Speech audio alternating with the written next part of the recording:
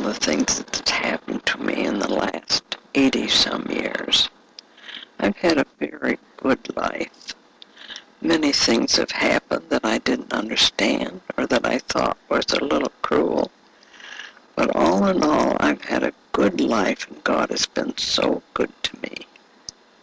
I don't remember much before the age of 5. We lived in a big house on Neals Creek Road that my grandfather and father built in 1899, the year my parents were married.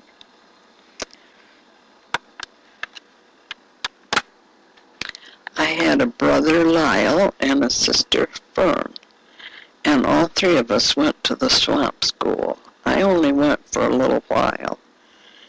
I didn't stay all day because I was just in what would be now the kindergarten, and I came home early.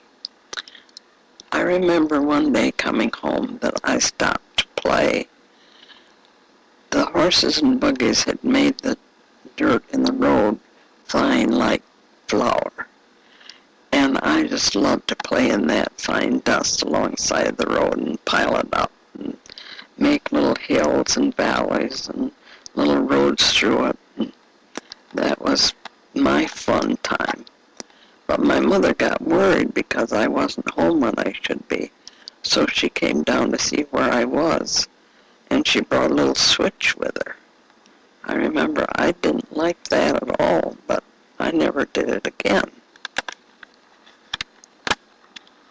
My father and grandfather ran a feed mill down to the foot of the hill on another road by our house.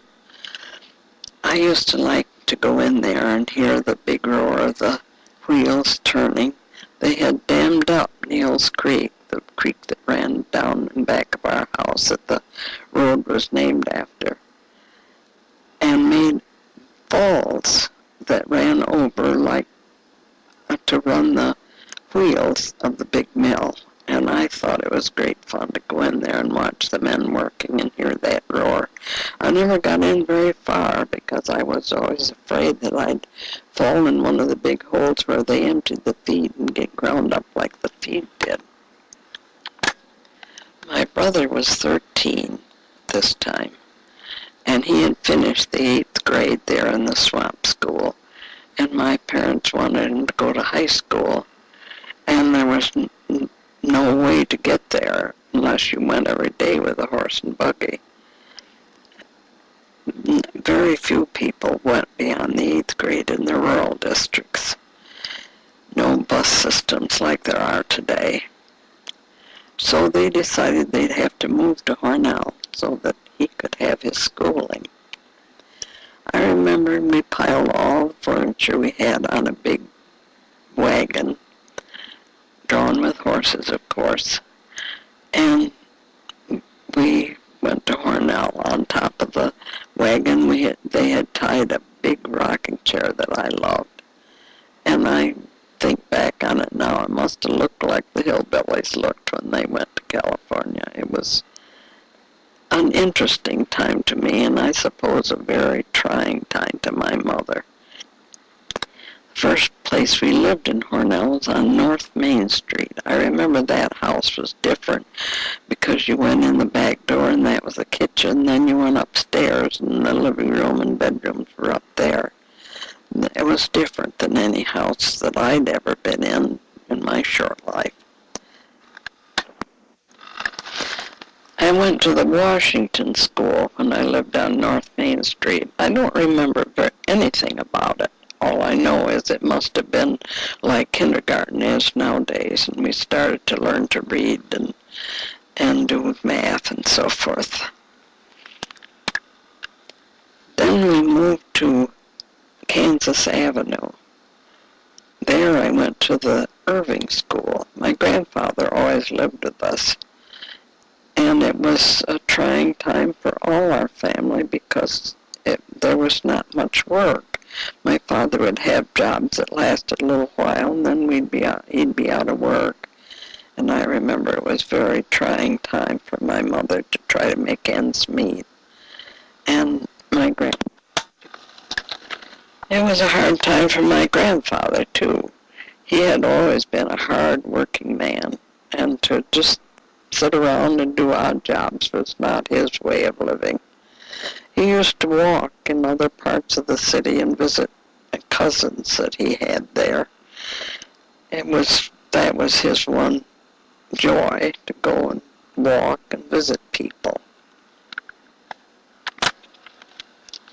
World War I was on at that time.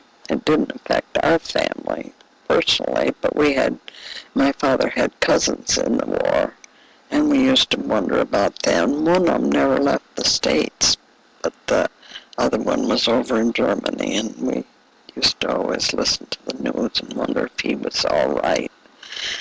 The war ended in 1918, and that was a big day of celebration.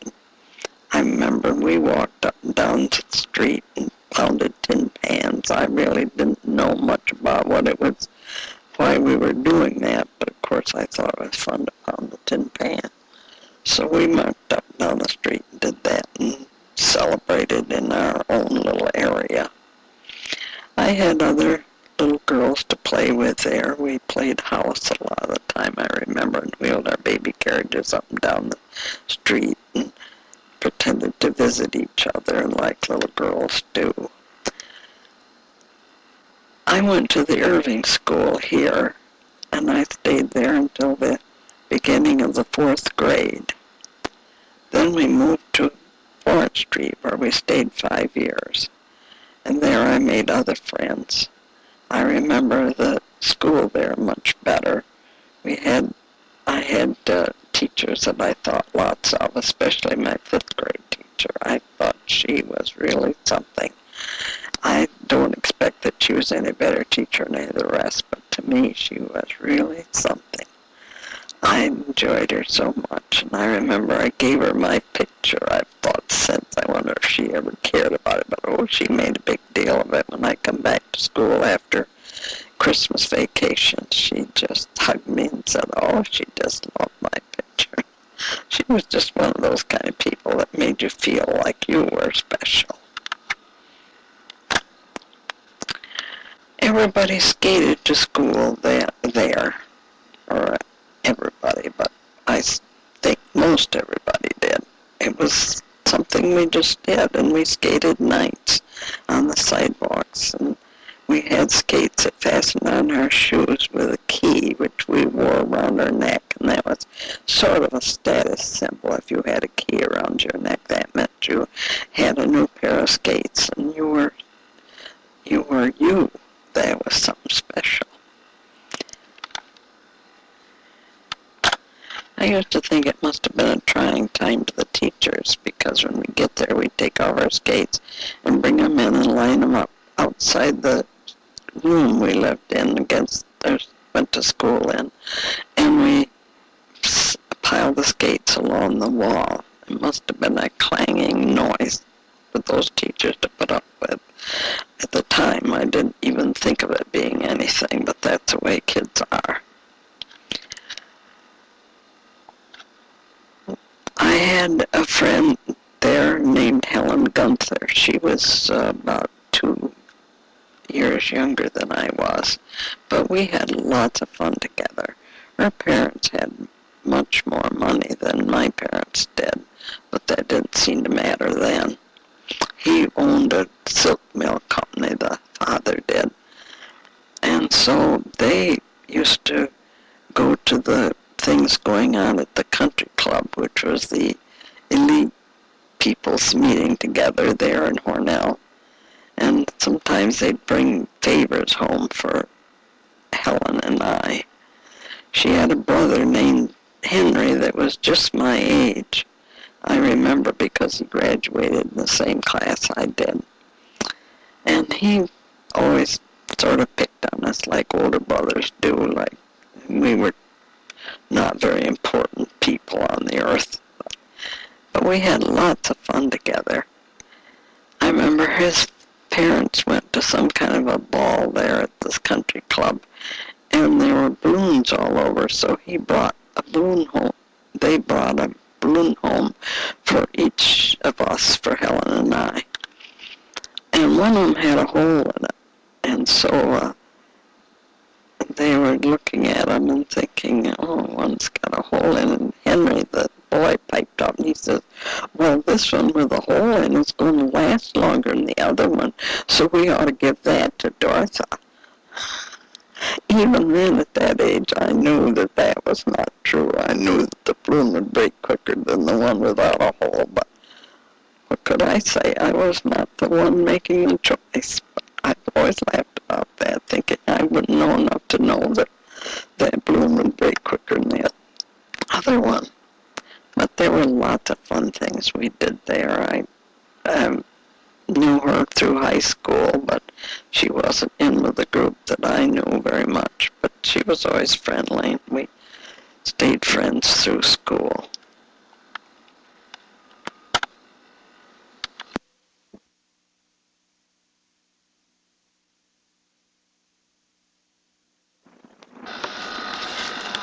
My grandfather still continued his walking. There was a family that was cousin to him that lived not far from us there. He used to go down there quite often, stay for supper and visit with them and come home, and it was a little break in his routine. One time he came home and said, well, I won't be going there again. And my mother said, well, why was that? She's been eating dried apples. I pondered and pondered that in my mind, but I guess it wasn't important enough for me to ask why. I probably wouldn't have been told anyway, because we didn't talk about those things.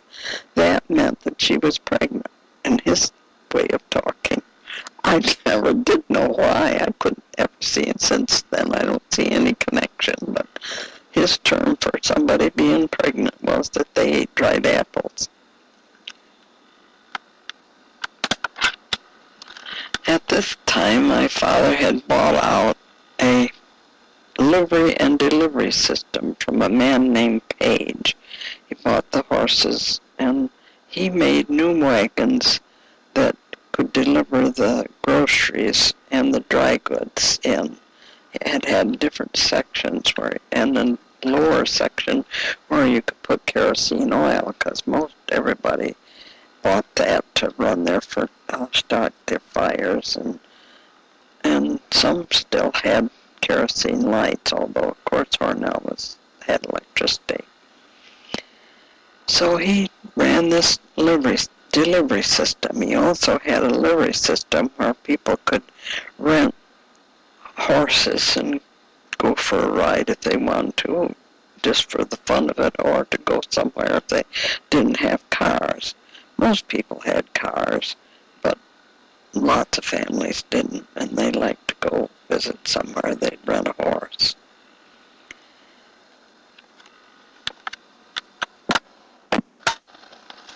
Streetcars were our main source of getting from one place to another.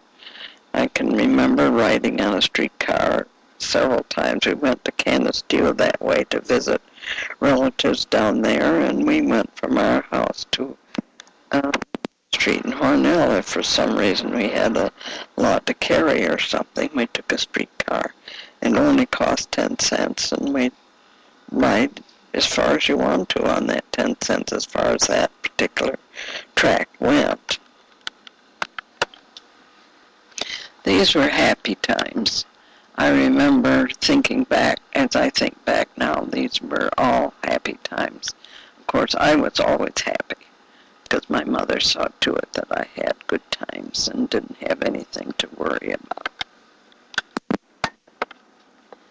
Then things began to change.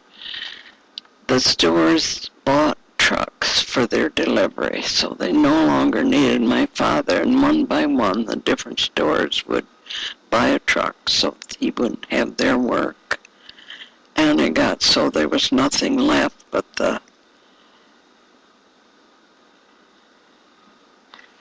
livery system, and that you didn't make enough on.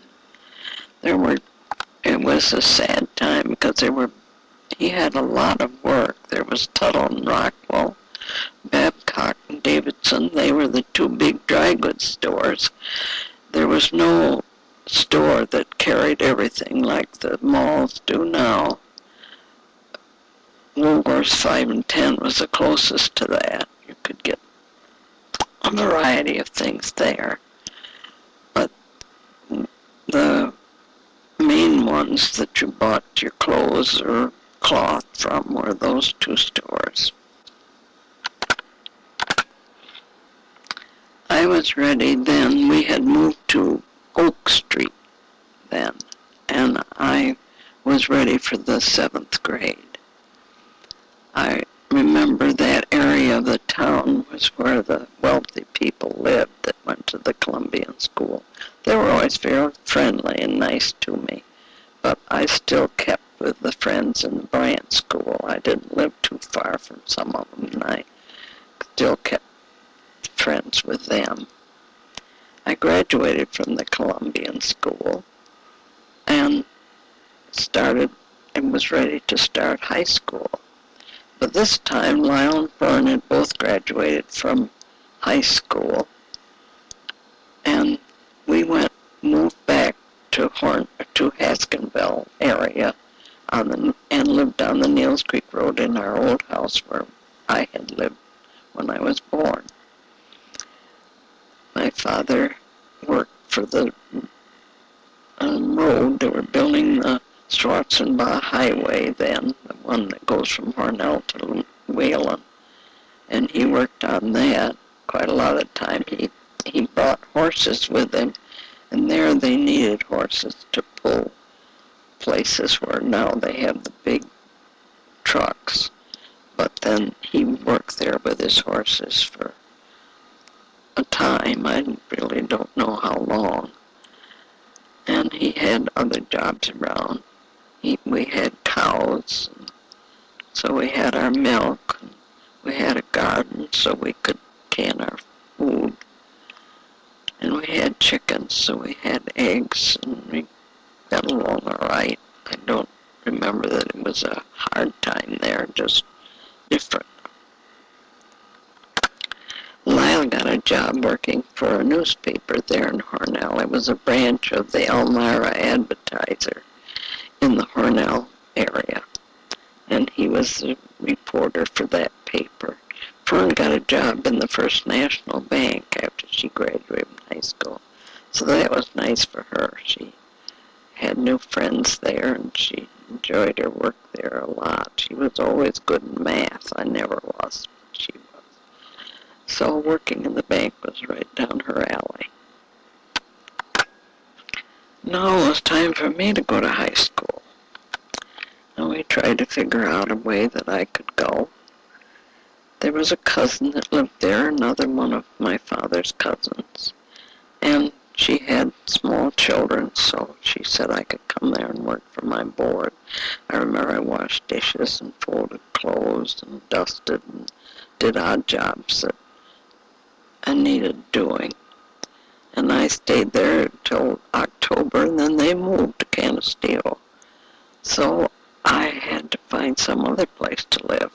There was a lady who had a family of children, and I went there. I liked it there. They were Italians, and that was sort of new to me because I didn't know very many Italian families, but I enjoyed it there. And I loved the baby. She had a little girl about 8, 9 months old. Then she got real sick and had to go to the hospital, and they had to hire a full-time person to come in because they had 5 children. So then I went and stayed with Aunt Jenny. My Uncle Will was my mother's brother, and they lived just outside of Hornell. And so he worked in Hornell, and so he used to always bring me down in the morning. Then at night I'd go over to where my sister boarded and stay till it was time to meet him to ride back home with him to his house. I liked it there, and Jenny was always a lot of fun. And she had 2 children, Orville and Annis. Annis got married while I was there, and that was an exciting time. I always went home weekends, usually went home weekends. My father would come with a horse and buggy and a horse and cutter and get me. And I enjoyed my weekends home. It was a lot of fun around Haskinville. We didn't have much of any social life, but I used to go down next door to the Paulings, two maiden sisters that lived there. And we just played games, and I enjoyed being there. And there were other kids around the neighborhood. It was sort of a central place for them to come. And we used to play crokinole and checkers and games like that. And then that would take up my Fridays, Saturdays. I always had a laundry to do and regular housework to do. And Sundays we always went to church. We always walked to church. There wasn't any reason to hitch up a horse, go to church. It was only a little over a mile. We always walked. I thought of it since. People wouldn't think of doing it now, but of course it wouldn't be safe to do it now. It's hard to walk along a country road. It isn't wide enough. And with cars like they are, it's really not good to be walking along the road. Then summer came, and that was the usual things going on: Sunday school picnic, family reunions. There was always the Hornell Fair. We always went to that. We always took a horse, but many people did. Most everybody had a car, but still was a lot of horses on the road. And we enjoyed that. I used to love to go to that. That was discontinued, but I can't remember when that was. But I know the first few years that I went to high school, it was on, and we came every summer.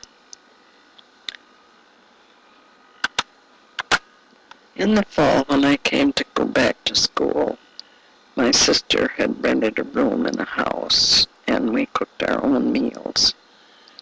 And I lived with her. That was a nice time. My sister was always so good to me. She did for me so many nice things. I thought afterwards I never appreciated it. I just took it all for granted. I always went home on the weekends, and so I didn't get in on the sports or anything like that. It would have been nice. I would love to play basketball, although I was not very good, but I could have gotten better, I'm sure. But I just didn't ever stay there for any of the practices and any of the games. So I was not involved in sports at all. I made friends there in Hornell, of course, and in my classes. I had a good time, and I got along well in school. I never had any problem with getting good marks in school. I liked history and geography and English. Now, history and geography is called social studies, but back then it was two different subjects. And I always got along well in those subjects. I liked them, and that was my big thing. Math was never my high point in my life. I hated algebra. I remember I liked geometry, but that wasn't math to me. That was solving puzzles. To this day, I love to solve puzzles.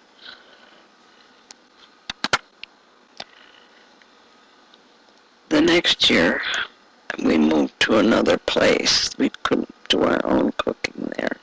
But I remember it was $8 a week for both of us at that place. It's unreasonable, but of course, she only made about $24 a week. So that was a lot of money to her. I did some babysitting, but not much. Most everybody had a grandmother or an aunt or an older child to do their babysitting. Once in a while I'd go places and watch their children while they went to a banquet or something like that. But social life wasn't as active back then as it is nowadays. People stayed home most of the time. I made friends with a girl named Louise Graham. We stayed friends up until the time she died later in life.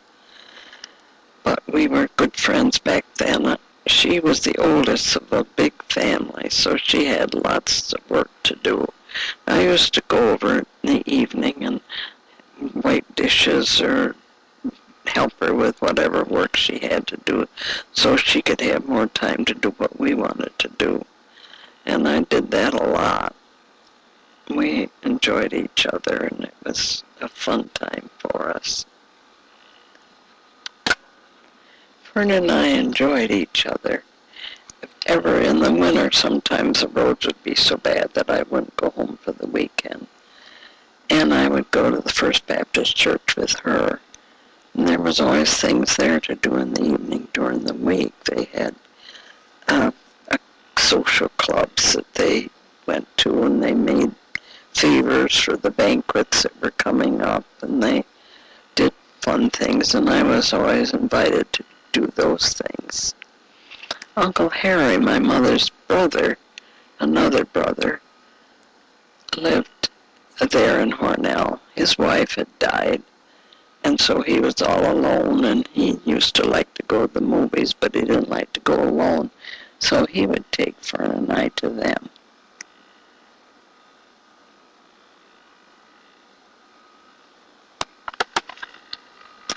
My brother was living in Canisteo at that time.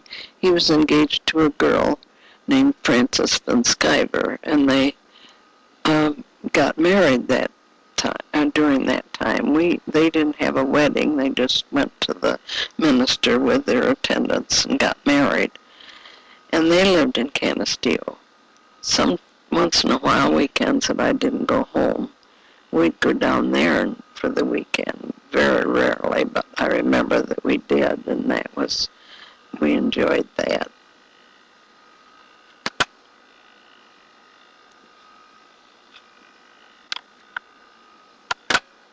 In my junior year, the officials of the school decided that they would no longer allow football to be played in the Hornell High School. And that really raised a rumpus. Some of the students loved football, and all the other schools around were still allowed to have it. And they didn't think that was at all fair. So the student council voted to have a strike, and a strike we did. We marched up and down the streets with banners that read, "Citizens awake! Why pay taxes when we future citizens are denied rights?" The storekeepers came out with baskets of apples and oranges, and they clapped, and the whole town thought it was hilarious. But the student faculty and the principal and the superintendent did not think it was funny at all. Some of the students went to school because their parents made them go. I remember there was a minister had three sons in the school, and he thought he should set an example, so he drove them to school, and they went in one door and out the other. I think he probably knew they would, but he had to do what he thought was the proper thing for a minister parent to do. The one boy was one of the leading players on the football team, and he just felt terrible to be left out, not allowed to play. After this, the high school officials relented, and they let football back into their curriculum. And it's still played there today, according to all the news we hear in the paper. There were headlines in the papers all around about our strike in Hornell High School. And when we had an assembly after that, and the superintendent came to speak, and he said, I hear there was a strike here, and I hear it was in headlines all around the nation. Even in a Paris paper, they had a headline about it. Of course, we all thought that was great. In my senior year, I had a good time. I was chosen to be in the senior play. And of course, being in the senior play was a big thrill. I never was in very much because, as I said before, I never stayed down weekends. So I didn't get in on a lot of the things that went on in the academic life, the other life besides the academic life. I only had a tiny part. I was a maid, and I came on the stage twice. One time I said, "Dinner is served." And another time I said, "You are wanted on the phone, sir." Big deal. But it was fun for me. Like I said, it was really important to be in the senior play.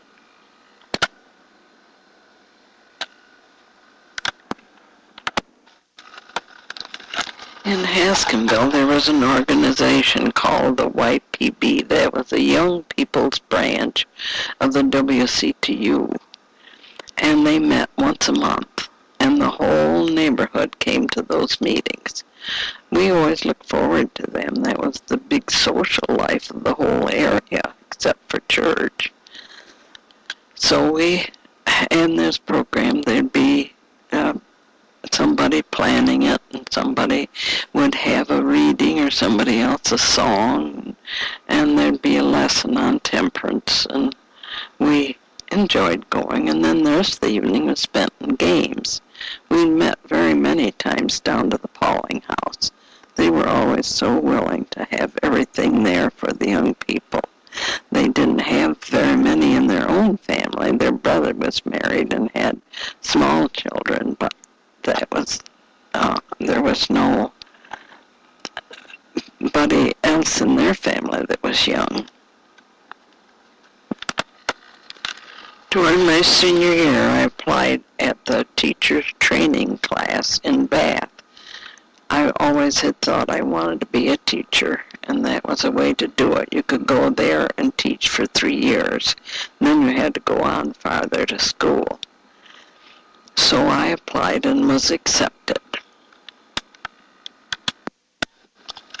My graduation time was a happy time. I received gifts from people. My mother and father got to come to the graduation. A neighbor, Earl Evans, brought them. I always appreciated that. Earl did lots for the neighborhood of taking people places in his car and so forth. It was a nice time. And then I came home for the summer. And I got ready to go to Bath training class in the fall. The summer was as usual, except for the fact that I met Floyd that summer. Well, in fact, in the spring of that year, I met him. I met him at a Grange meeting where they had a sugar social that was held during maple syrup time.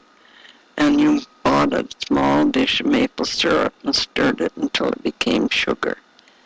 And that was always fun to do. We didn't have it often because it was only that time of year they did it. But Floyd was there, and I had never seen him before.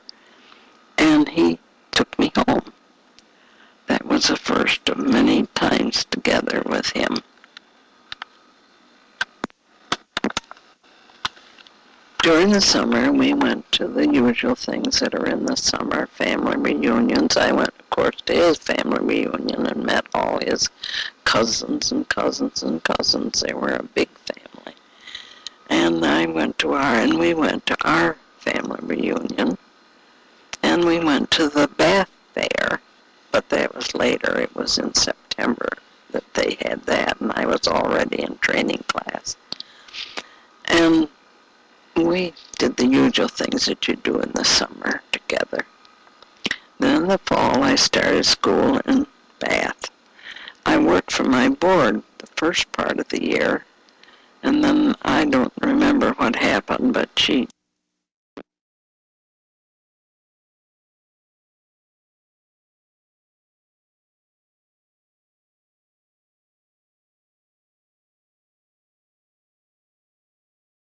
decided not to have anybody work for their board there anymore.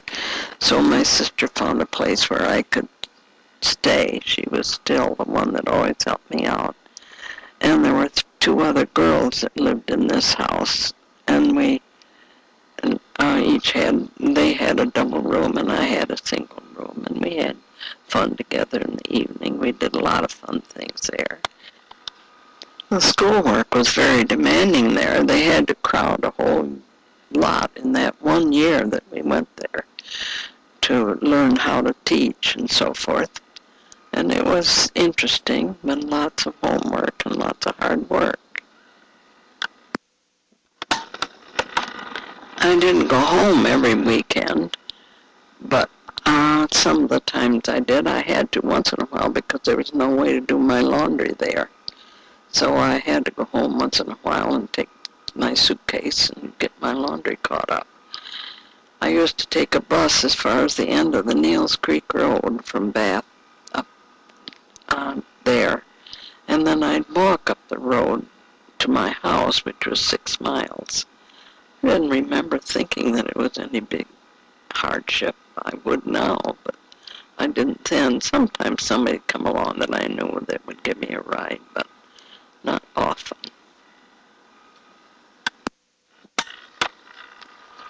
I didn't see Floyd very much. He worked, and back then you worked 6 days a week, so he didn't have anything but Sundays off.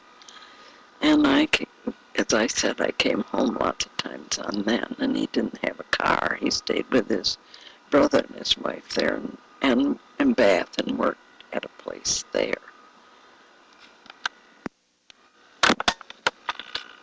Then came the time to try to get a school to teach in. They were very good about trying to place us. And I didn't find a school right around there, but I got one in Jasper. So I was very happy to even have a school.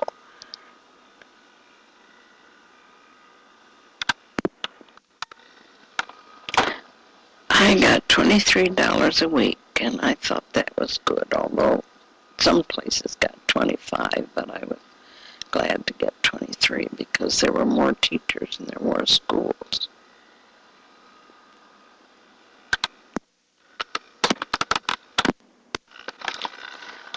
Floyd had a car then, so he used to take me over to the school in Jasper. He got a job in Painted Post in Ingersoll Rand, and his sister and her husband lived right near there, so he stayed with them and worked there at Ingersoll Rand.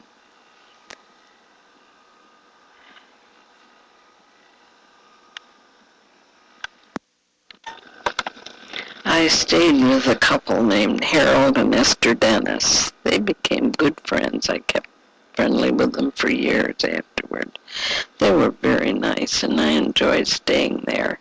The school wasn't the very best because there was only 3 students, and 2 of them were poor students, so they weren't any challenge much. And there was one little girl that was a good student. I enjoyed her. She wanted to learn and could learn, but she left in January, so my time with her was short-lived. Her family moved away.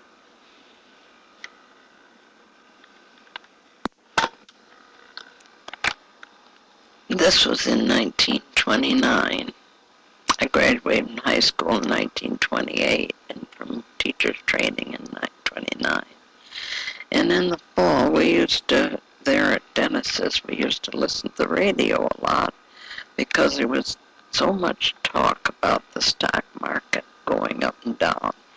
None of us knew anything about the activity of a stock market, but it was interesting to hear the reporters coming on with such dire sounds in their voice, like something awful was going to happen, and it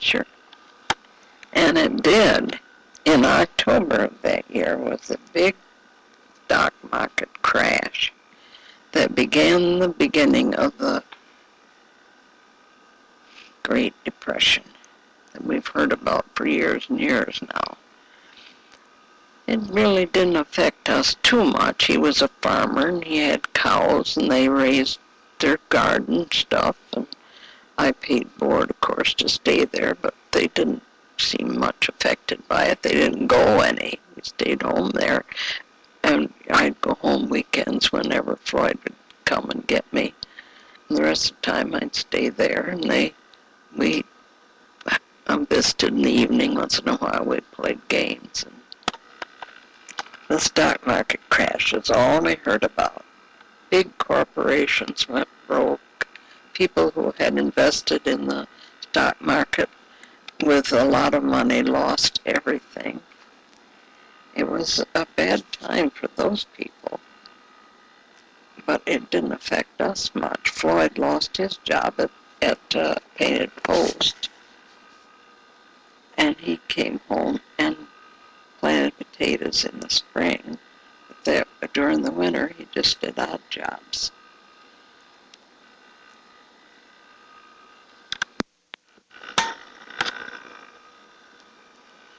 While he worked at Painted Post, he used to take me to Dennis's on Sunday afternoon and stay for the evening, and then he'd go on over to Painted Post. It was just over the hill from Jasper, so it wasn't out of his way really to drop me off. And on one time when he brought me back, it must have been a long weekend for him or something. He must have been extra tired. Anyway, he went to sleep on his way to Painted Post. He climbed up a steep bank and then rolled back down it, completely totaling that car. We thought lots of that little Ford coupe. It was gray in color, and it was really special. But it was completely gone. So I had no way to get home. He lost his job after that anyway, so he wasn't around. Sometimes his mother and father would let him take their car to come get me and bring me back, but not often. They didn't have money like that. In the spring, it was decided that all the schools around Jasper would go to one central school there in Jasper. And so this school where I was teaching was a little country school, and it would be closed. They had told me that the school there in Swamp District, in my home district, was going to need a teacher. So I applied and got the job there.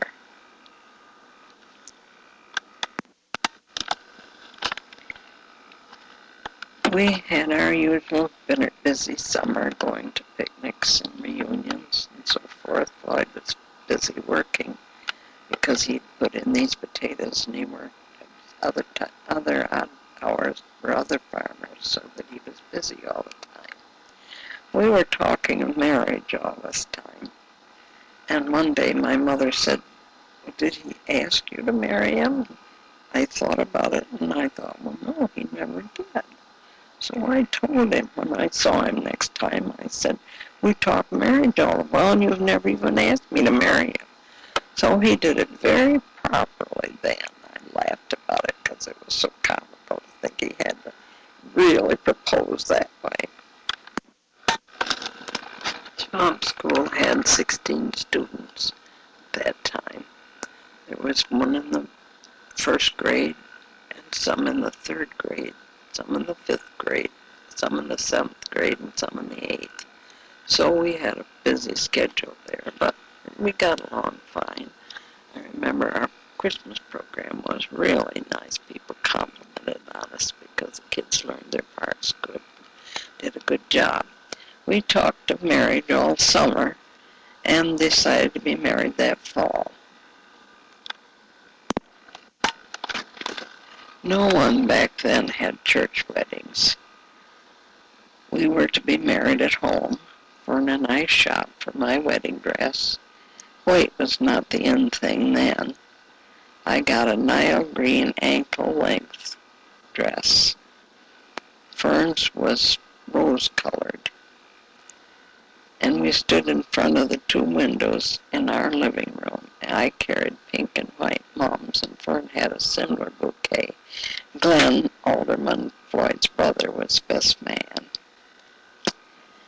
pastor in the Haskinville church married us. His name was Arthur Depew. It was his first wedding. And so he stumbled through it just about as much as we stumbled in our answers, but we were married anyway.